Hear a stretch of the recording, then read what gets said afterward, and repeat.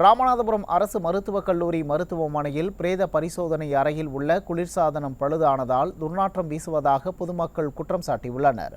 மருத்துவக் கல்லூரி மருத்துவமனையில் பல கோடி ரூபாய் மதிப்பில் கட்டப்பட்ட புதிய கட்டிடங்களை விடிய அரசின் சுகாதாரத்துறை அமைச்சர் மா. சுப்பிரமணியன் திறந்து வைத்தார்.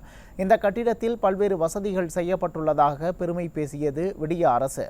இந்த நிலையில் மருத்துவமனையில் உள்ள பிரேத பரிசோதனை அறையில் இருந்த குளிர்சாதனம் பழுதானதால் உடல்கள் அழுகி துர்நாற்றம் வீசும் அவல நிலை ஏற்பட்டுள்ளது. இதனால் தொற்று பரவும் அபாயம் உள்ளதாக பொதுமக்கள் புகார் தெரிவித்துள்ளனர். இதனிடையே புதிதாக கட்டப்பட்டுள்ள பிரேத பரிசோதனை கூடம் பயன்படுத்தப்படாமல் வெறும் காட்சி பொருளாகவே உள்ளதாக குற்றச்சாட்டு எழுந்துள்ளது. இச்சம்பவம் மூலம் சுகாதாரத்துறையின் உண்மை நிலை அம்பலமாகியுள்ளதாக பொதுமக்கள் விமர்சித்துள்ளனர்.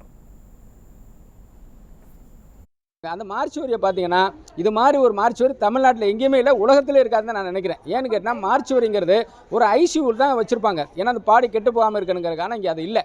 ஆனால் இருக்குது, எல்லாமே இருக்குது, ஆனால் வேலை செய்கிறதில்ல.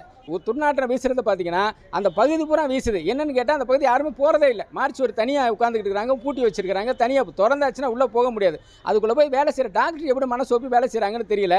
அதுக்குள்ளே இப்போ அந்த இருக்கிற தொழிலாளி எப்படி தான் உள்ளே இருந்து வேலை செய்கிறாங்கன்னு தெரியல. இதெல்லாம் சகிச்சுக்கிட்டு இருக்காங்க. அதுக்கு என்ன காரணம்னு கேட்டால் சரியான தலைமை இல்லை, தலைமையை கேட்கறதுக்கு ஆள் இல்லை. அப்படி தான் போய்கிட்டு இருக்குது ஹாஸ்பிட்டலோட நிலைமை.